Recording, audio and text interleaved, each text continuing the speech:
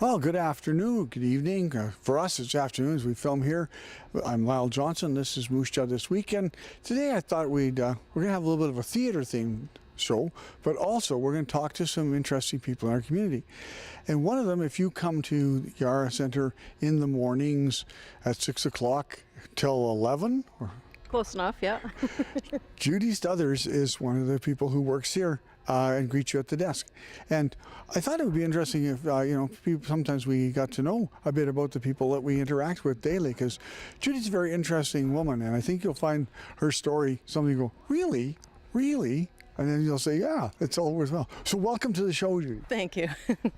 Now, the reason I first got interested in talking to you is that I was reading your bio out in the lobby, and it says in high school you were a theater person. Right. I played Anne of Green Gables. Yeah, I was in grade 11 at the time.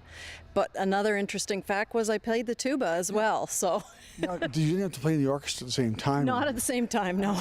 Although we were a very small school, so we were very limited in our some people who was in the cast and who was in the band. So what school did you go to? I went to Bay Ridge Secondary School in Kingston, Ontario. I grew up there. My dad still lives there. Yeah. So.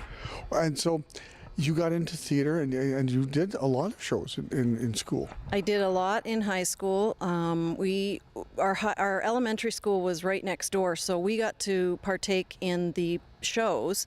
I started in grade 7 in the chorus, can, whatever. And then once I got up in high school and older, one of the older people, then I started getting the leads. I also did some community theater. The Grand Theater is the local theater there, and we did King and I, and oh gosh, now it's been a couple of years. It has just been a while. But and here you were, so a high school girl in Kingston, and you're now in Moose Jaw, and there's been a couple of years in between. The biggest thing I found interesting is that you're the wife of Mike Stothers, the head coach for the Moose Jaw Warriors. I am. He came to Kingston to play junior and came to our high school. So we met when we were 17, and we've been together ever since. So that's crazy. Yeah, I went away to college for a couple of years. I took recreation, and then went to where he was playing at the time, which was Maine, in Portland, Maine. And he had been drafted by the Philadelphia Flyers, so that was their farm club. So then we got married and have 2 daughters and now a son-in-law and a grandbaby on the way. So you're pretty excited about that. Every day you're coming and goes, oh yeah, and they can't, and you got to have them here for Christmas. We did. Well, not that daughter. Our other daughter was able to come out, but yeah, we had her here for Christmas. So. And of course, another aspect of your life that you really are important for you is pets and animals. Mike and I, our first year here, we've been here 3 years now, we started fostering the puppies that come in, and they're too little to be adopted. They have to be 8 weeks. So anybody under 8 weeks, we now take them in and just guide them and train them. And we have 2 dogs ourselves, and they help with the socialization. And we're suckers for dogs. So and golden retrievers. Golden retrievers, our dogs are, yes. So so it's been wonderful to get to play with the puppies, and then they go to their forever home, and we have had a little part of that. And tell me a bit about your dogs. We have 2, as we said, golden retrievers, and they're blonde, so they're really white. And one is 10 and one is 4. The names are? Oh, Bailey is the 10-year-old, okay. And Peyton is the 4-year-old. Mike likes Peyton Manning, so she got the name of Peyton. So, poor dog. Well, Peyton Place is another one. Exactly. No. So, you guys have been around North America, because you went to, as you said, Portland, and then did you go you went to Philadelphia for a while? Mike was then with Philadelphia, played most of his career with the Hershey Bears. Both our girls were born there in Hershey. And then I guess that's where he finished his playing career, started as an assistant coach with Hershey, then went to the Flyers as assistant coach. Then over the years, he's been an assistant coach with the Atlanta Thrashers. He was head coach in Grand Rapids, Michigan for the AHL team, Detroit's farm club.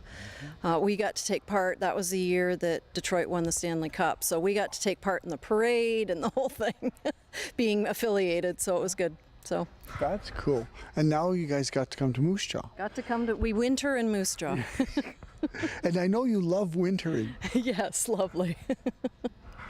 So we talked about, now here you are, you're getting a chance to use your recreation education, and you're here at mornings and stuff like that. But as soon as hockey season's over, you summer in Ontario. We do. We still own a home. We have a lake home there, and I work at an ophthalmologist's office, an eye surgeon. I'm his technician. So he's been very accommodating. I've been with him 12 years now. Very accommodating of allowing me to go winter somewhere and then come back and work for them in the summer again. So. Well, it's quite an interesting lifestyle. When you came to Moose Jaw, that's not something that was necessarily in your plans, but what have you found that you liked about it and other things? The town that we live in Ontario, Owen Sound, is actually smaller than Moose Jaw. So the small town atmosphere is just, I love it. I don't care for the big cities anymore. So Moose Jaw has embraced us and taken us in, and I love the quaintness of the small town. And through you, I've learned how everybody's interconnected. Oh, well, that person and that person, and that's the same in small towns, and I love that. Yeah, and for sure. And you come here, and people here at they look forward to seeing you in the morning, and they all, well, Judi told me this. Really? I've been here now 2 years, so you recognize the same faces, and then when you meet at the hockey game or someplace, everybody just talks, and it's great. I've met a lot of nice people that way. Yeah. And you have we have to put a plug in for the people that you work with here, because you get along really well with those people. We do. It's a good group here at Yara. Jasmine hired us all, and it's just that we all get along great. We socialize outside of work, which is good. We do have one young man that works for us, and he actually fits right in, so it's good. He works evenings, and He's leaving. He is leaving. So we're all women again, I guess. And of course, you've been training people to take over for you. You have a new woman, Krista, is helping, and Yeah, they'll take over your task. Yes, there's 3 new people being hired for the summer, and there's a couple of people leaving. Jeff and myself. I'll be coming hopefully back in the fall. So they're hiring new people. And What's it like keeping 2 homes up? interesting. We moved actually in the fall, so the home that we're going home to, our lake house now, there's still boxes. So it's interesting keeping two places. Mike comes back here in the summer once or twice a month throughout the summer for various events and things. So we just keep the place here, and that way he has somewhere to come and be comfortable. And so. And the lake house now. We were talking about cottages and camps and cabins. And cabins. So tell me what constitutes a lake house? It is a house on a lake. We did have a cottage, which was just a 3-season cottage. We sold that and sold our house that we lived in, and bought the best of both worlds, where we got to be on the lake. So What lake is that? Bass Lake, just north of Owen Sound. It's just a little inland lake. Nobody would ever have heard of it. Well, you'd be surprised. I know. This TV show goes around the world now, and, Well, there you go. and you're Somebody going to tell will. your daughters that they can watch you on TV. I'm sure they'll want to see you. I don't know about that, but they see me enough. Yeah. Well, and being here, this facility is brand new, and you moved in the second year it was open. What do you find that is a good thing for you, or something that's interesting about this that people maybe don't realize? Well, especially with the way the winter's been here, there's a wonderful walking track here. And you can come in all types of weather, whether it's snowing, icy, blowing, because it does get that way in Saskatchewan here. Covered a week. So it's wonderful. The seniors can come in, the young kids can come in to play on the turf after school. The moms can bring their young children in, young toddlers, and we have some toys out that they can play with. So it's kind of an all-around facility that people can use when the weather's not good. I think the seniors thing is quite special here, isn't it? It is. I love working the morning shift because senior walk is from 9 to 11 every day through the week, Monday through Friday. And they come in and then they can do their laps and do their walks and then head upstairs for coffee and cookies, and it's a social time. It's a good time for socialization and chatting and catching up on things in town. And how many people do you think, like, this is the thing that impresses me on a daily basis? I would say that anywhere between 20 and 50 people show up. For the senior walk? Oh, easily, probably more. Probably most days there's somewhere between 50 and 80 people that actually sign the registrar. We have other people that now have passes that we don't tally into our daily numbers that particular. So it's probably close to 100 people that come in for the senior walk now. So wow. So you're leaving soon to go back down and unpack. And then Mike will follow along. When it's done, he'll come. That's right, he is, yeah. So I'll be all unpacked by the time, no. No. But for you and for Mike, it's a shorter season that you wanted to have.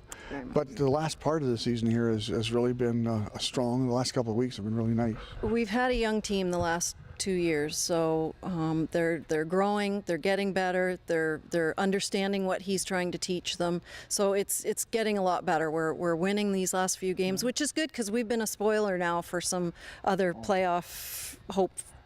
And you may do that the same on the weekend. Hopefully we do. Hopefully we do. Well, Judi, I want to thank you for taking time to come to. You were really nervous about wanting to. I go, no, it's okay. And Krista was a really good ally to convince you to come over. Very helpful for you. But I hope you have a nice, pleasant summer, and don't get too many mosquitoes. Do they have mosquitoes? Oh yeah, and black flies, and yeah, it's good. It's really good. It's really good. Okay. It means it's summer. Okay, so thanks for taking the time to talk to us, and and when you guys come back, maybe you'll get to do some more theater and come back into Yara, and people will always say, "Oh, Judi's back." That's right. That's right. We'll do a singing thing here or something some night. All right, sounds like a plan. Okay, so that's my first guest today. And then when we go away, we're gonna come back and we're gonna talk about theater, high school theater, and the drama festival. So don't go away.